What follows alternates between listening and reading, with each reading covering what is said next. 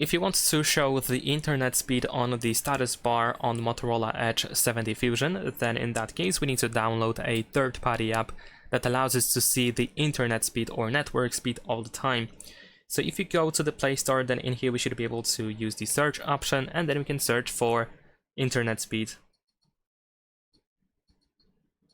meter. There we go. This is the one that we can use, the internet speed meter Lite.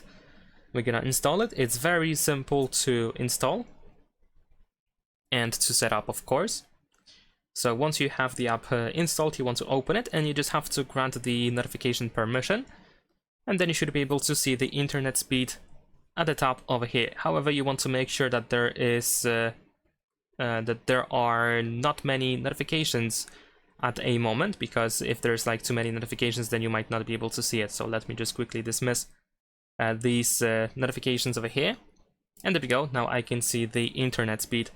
You might also need to make sure that silent notifications are enabled on your phone, that you can see them on the status bar, because if they are hidden, then you will not be able to see the internet speed, because the app displays the internet speed based on the notification. This notification is being displayed pretty much all the time, so then you can see it in here.